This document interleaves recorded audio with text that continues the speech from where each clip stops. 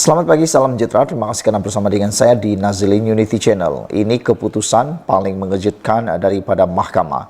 Disahkan Vincent Tan telah pun menang satu lagi peringkat terhadap saman terhadap Sanusi.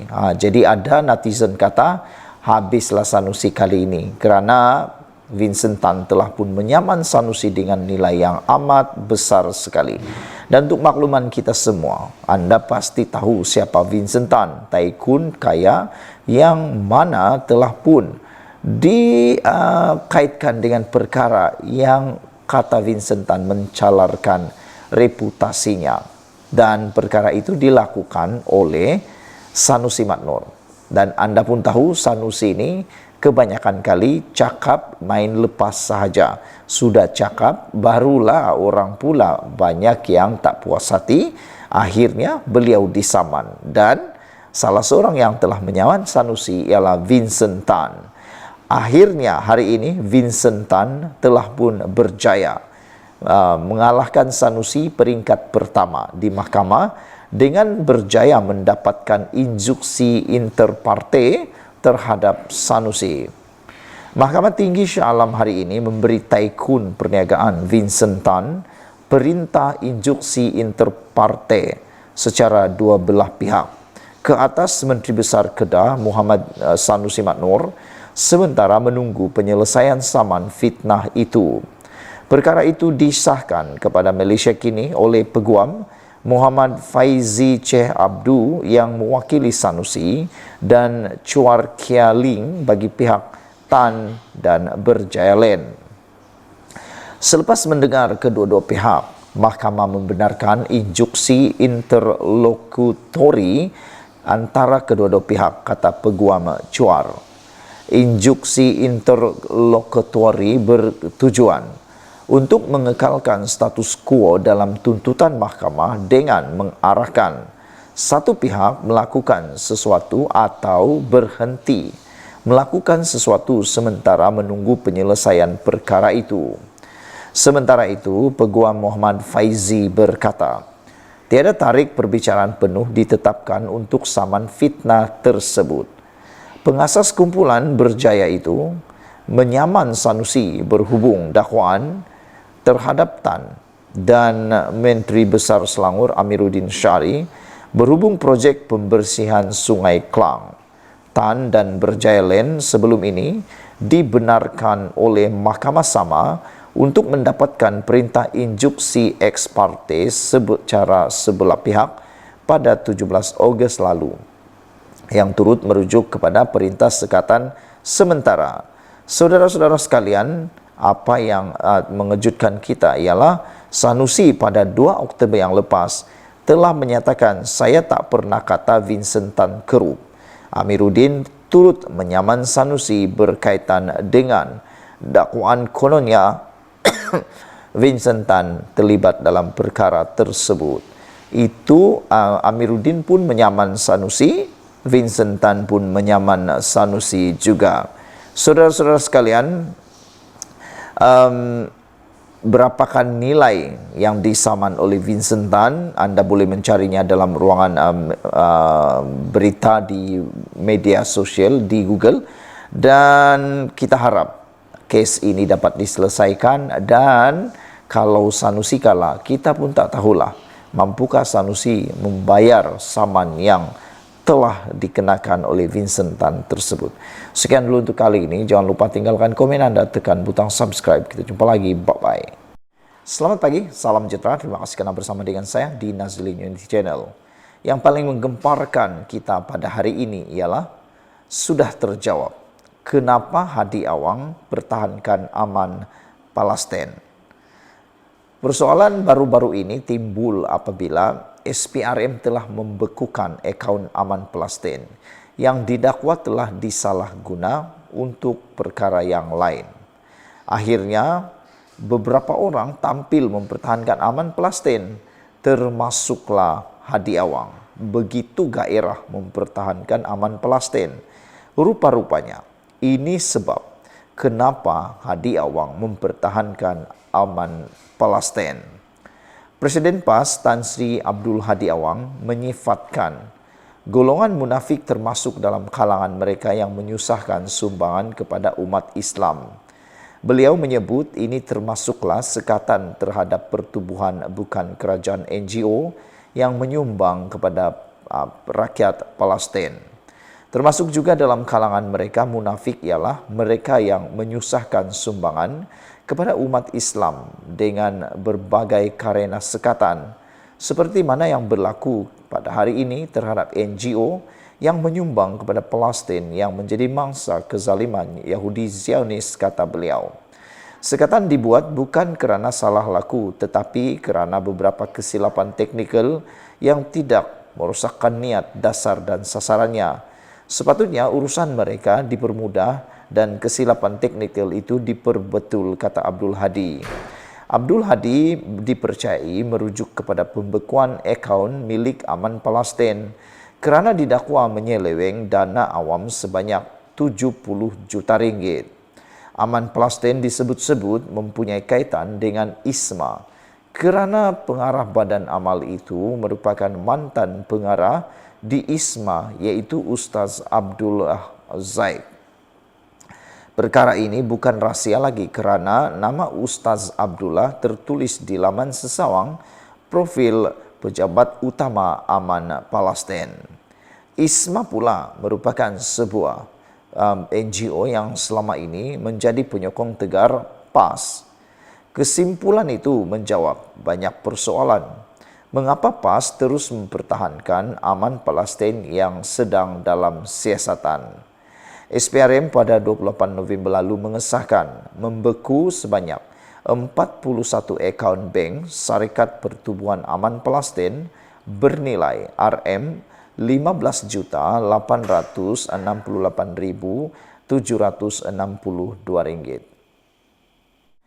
Kesimpulan itu menjawab banyak persoalan mengapa PAS terus mempertahankan Aman Palestin yang sedang dalam siasatan ini.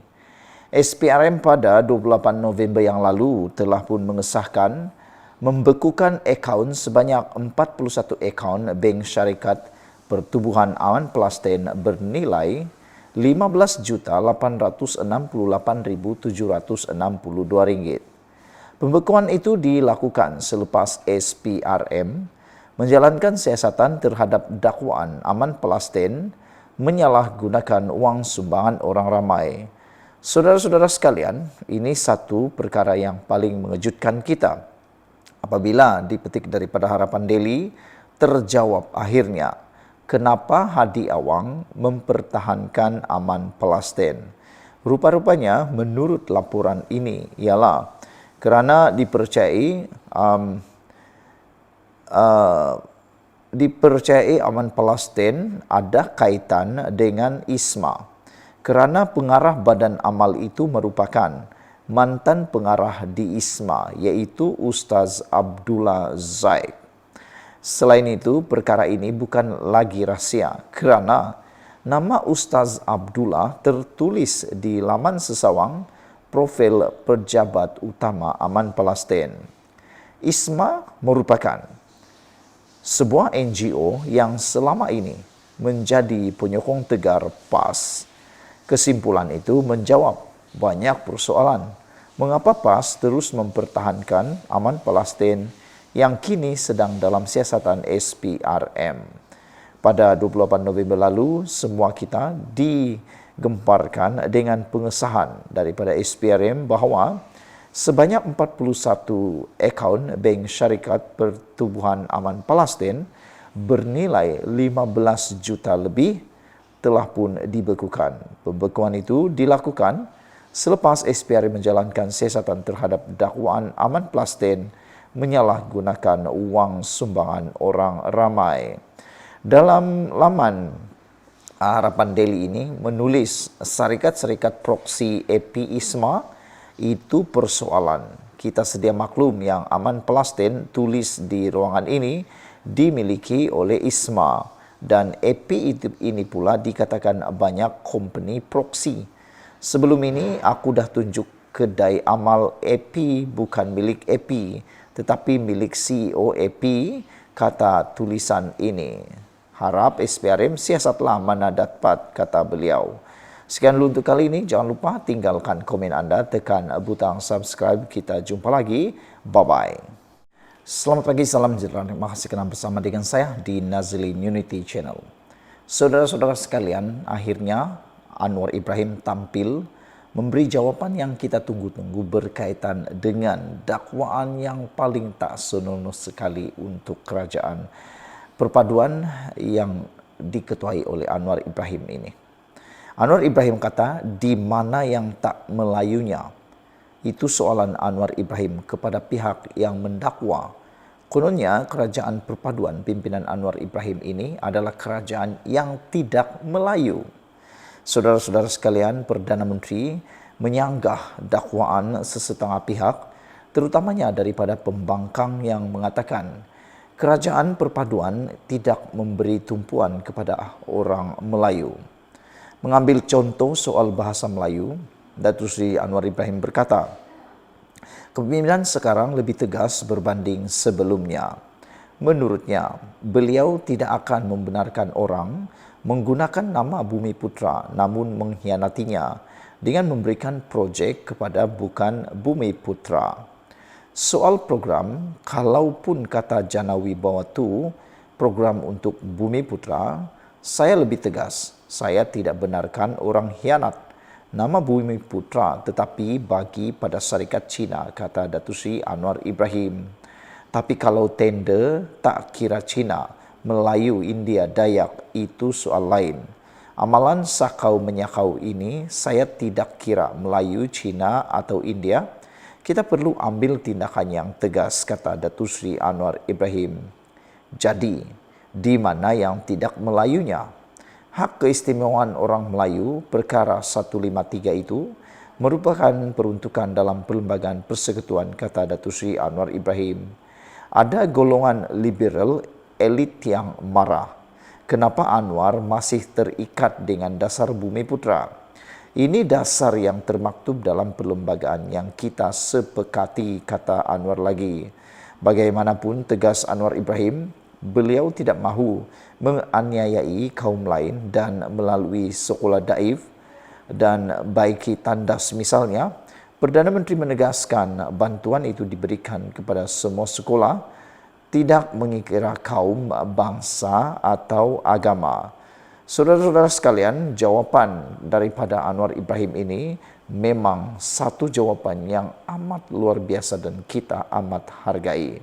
Sehubungan dengan itu, isu panas yang berkaitan dengan isu politik hari ini ialah apabila Zahid Hamidi berkata dia mengharapkan supaya PAS berhenti tidur di tengah hari supaya tak mimpi di tengah hari. Ini berkaitan dengan ajakan PAS sekali lagi untuk bekerjasama dengan UMNO. Namun demikian, Zahid Hamidi sudah menjawab bahawa mereka tidak akan sesekali bekerjasama dengan UMNO, dengan PAS. Usah mimpi siang hari, kata Zahid.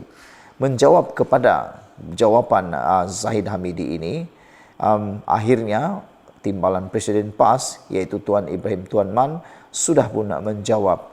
Katanya kalau tak bekerjasama dengan PAS, teruskan menjadi penjilat kepada DAP, kata Tuan Ibrahim Tuan Man. Itu jawapan yang paling panas sekali. Namun demikian, Zahid Hamidi kata berhentilah. Apa istilahnya? Tegas Ahmad Zahid Hamidi, kenyataan berbaharu timbalan Presiden PAS itu berhubung kerjasama dua parti itu ibarat gila talak. Setakat ini tidak ada kabar angin sampai ke pihak UMNO. Mungkin ada pihak yang kegilaan talak kerana mereka pernah berada dalam kerajaan, kata Datuk Seri, kata Zahid Hamidi. Alangkah sakitnya PAS mempunyai jumlah yang kerusi yang banyak tapi menjadi pembangkang, kata Zahid lagi. Selain itu, Zahid juga mengatakan kita harap mereka terus berdoa agar tidak melakukan kekencingan sekali lagi kepada UMNO yang menyebabkan UMNO tidak langsung mahu membuka jalan setakat ini, kata Zahid. Saudara-saudara sekalian, Zahid juga mengharapkan supaya mimpi siang hari itu dapat dinoktahkan, dan Zaid kata mereka tidak akan bekerjasama lagi dengan PAS yang telah mengencing kekencingan, kata beliau. Sekian dulu untuk kali ini. Jangan lupa tinggalkan komen Anda, tekan butang subscribe. Kita jumpa lagi. Bye-bye. Selamat petang, salam sejahtera. Terima kasih karena bersama dengan saya di Nazilin Unity Channel. Ini kabar berita terburuk untuk Perikatan Nasional. Artinya, selagi Zahid Hamidi ada, usah mimpi lapas nak bekerja sama semula dengan UMNO. Selagi Zahid Hamidi masih ada dan bahkan masih Presiden UMNO dan masih Timbalan Perdana Menteri Malaysia, haraplah PAS mengerti, usahlah bermimpi nak bekerja sama semula dengan UMNO. Presiden UMNO Ahmad Zahid Hamidi menyifatkan pemimpin PAS sebagai gila talak apabila masih menyuarakan hasrat untuk kembali bekerja sama dengan UMNO menerusi platform Perikatan Nasional. Justru beliau menggesa PAS berhenti bermimpi di siang hari. Selain menasihati parti Islam itu berdoa supaya berhenti menipu UMNO sekali lagi. Setakat ini tiada kabar angin sampai kepada UMNO. Mungkin ada pihak telah kegilaan talak sebab mereka pernah ada dalam kerajaan dahulu, kata Zahid Hamidi. Alangkah sakitnya apabila ada jumlah kerusi yang banyak tetapi berada di pihak pembangkang. Jadi saya berharap mereka terus berdoa untuk tidak melakukan kekencingan atau menipu sekali lagi kepada UMNO, menyebabkan UMNO tidak langsung membuka jalan itu. Jalin kerjasama semula setakat ini, kata Zahid Hamidi. Setakat ini Allah tidak buka lagi hati untuk melakukan kerjasama dengan mereka. Kami minta mimpi siang mereka itu dapat dinoktahkan, kata Zahid Hamidi, yang memberi penegasan demikian ketika mengulas kenyataan Timbalan Presiden PAS, Tuan Ibrahim Tuan Man, yang tidak menolak kemungkinan partinya bekerja sama semula dengan UMNO di balik sejarah pahit kedua-dua parti sebelum ini. Artinya, berdasarkan kenyataan Zahid Hamidi itu, UMNO tidak ingin dan tidak mungkin membuka ruang untuk bekerja sama semula dengan PAS. Setidak-tidaknya selagi beliau masih memimpin parti Melayu itu. Hanya jika berlaku pertukaran kepimpinan UMNO, barulah barangkali ada kemungkinan perkara itu boleh berlaku. Tetapi siapakah yang bakal menggantikan Zahid Hamidi? Belum pasti dan belum tahu lagi. Tetapi siapa yang boleh kalahkan Zahid Hamidi dalam menerajui UMNO? Nak harapkan siapa lagi selepas ini? Dengan itu usahlah ada pemimpin PAS bermimpi lagi, dan kalau boleh elakkan juga tidur di siang hari agar tidak terus bermimpi perkara-perkara yang jauh daripada realiti. Saudara-saudara sekalian, ini sangat penting bagi kita semua untuk mengerti bahawa kalau tiba-tiba ada orang yang mahu mengatur UMNO pula, tak tahulah. Kalau PAS pula yang mengarah-ngarah UMNO untuk mahu mencantas ataupun menyingkirkan Zahid Hamidi, maka di manakah sudah kredibiliti dan integriti pemimpin-pemimpin UMNO? Takkan pula nak ikut telunjuk PAS, betul tidak? Dan pastinya seperti Puan Zarkasi kata, UMNO tidak akan sama sekali bersama dengan Bersatu, kerana menurut Puan Zarkasi, apabila UMNO bersama dengan Bersatu, UMNO pasti akan terbunuh dengan sendirinya, akan mati dengan sendirinya, kerana Parti Bersatu berniat untuk membunuh UMNO, kata Puan Zarkasi. Apabila pendapat anda tentang isu yang amat luar biasa ini? Artinya selagi Zahid Hamidi ada, usah mimpilah PAS nak bekerja sama semula dengan UMNO. Sekian dulu untuk kali ini. Jangan lupa tinggalkan komen anda, tekan butang subscribe. Malaysia kita punya, kita jaga sama-sama, cintai Malaysiaku. Bye-bye. Selamat petang, salam sejahtera. Terima kasih karena bersama dengan saya di Nazilin Unity Channel. Saudara-saudara sekalian, ini satu lagi pendedahan terbaru berkaitan dengan tindakan Perikatan Nasional yang ingin menebuk atap lagi. Ini terbukti apabila satu lagi pendedahan rahsia yang lama tak kita tahu, akhirnya kita tahu. Dikatakan daripada Astro Awani bahawa UMNO Johor akhirnya mendedahkan bahawa Memang Perikatan Nasional sedang giat memujuk ahli parlimen UMNO. Saudara-saudara sekalian, ini satu perkara yang memang bukan yang kita ingini. Sebagai rakyat Malaysia, kita inginkan kestabilan politik, ekonomi dan sosial. Namun demikian, tindakan ahli politik yang cuba untuk mahu merampas dan dirampas lagi membuatkan kita mula menjadi resah. Manakan tidak resah kalau kita sudah pernah melalui langkah Sheraton yang menyebabkan negara kita terumbang-ambing selama lebih kurang 2 atau 3 minggu. Ini menyebabkan ramai netizen rakyat Malaysia yang rasa trauma. Saya secara pribadi masih trauma dengan kejadian langkah Sheraton. Kerana pada waktu itu seakan-akan negara dalam keadaan kekosongan. Saudara-saudara sekalian, UMNO Johor sekali lagi mendedahkan bahawa Perikatan Nasional giat pujuk ahli parlimen UMNO dan memang disahkan Perikatan Nasional memujuk UMNO. UMNO Johor mendedahkan Perikatan Nasional PN kini sedang giat memujuk ahli parlimen parti itu untuk menyokong mereka. Setiausaha UMNO Johor, Datuk Abdul Halim Sulaiman berkata, pujukan dan rundingan yang cuba diadakan beberapa pemimpin bagaimanapun ditolak ahli parlimen UMNO. Jelasnya ahli parlimen UMNO lebih bermaruah dan berkredibiliti apabila menolak untuk berunding demi hasrat Perikatan Nasional untuk menubuhkan kerajaan di Putrajaya, terutamanya selepas kemenangan pilihan raya kecil PRK Parlimen Kemaman.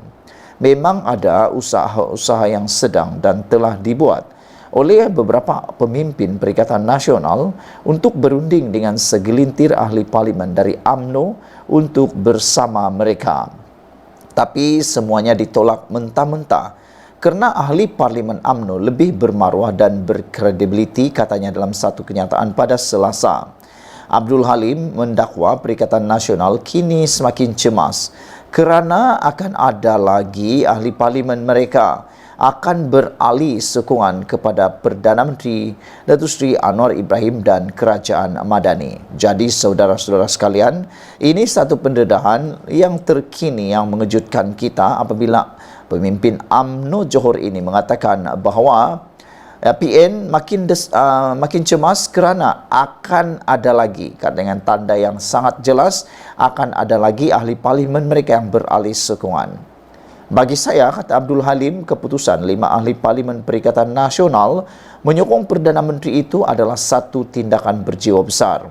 Mereka sanggup ketepikan ego, perbezaan parti serta ideologi demi memastikan peruntukan untuk parlimen dan rakyat yang mengundi mereka terjamin. Oleh itu, apabila Barisan Nasional BN tewas di PRK Kemaman, saya berlapang dada kerana Perikatan Nasional hanya menang 1 kerusi, tapi sudah hilang sokongan 5 kerusi lain. Jadi, langkah ke Putrajaya mereka ibarat angan-angan mat jenin sajalah, ujarnya. Sekian dulu untuk kali ini. Jangan lupa tinggalkan komen anda, tekan butang subscribe. Malaysia kita punya, kita jaga sama-sama cintai Malaysiaku. Bye-bye.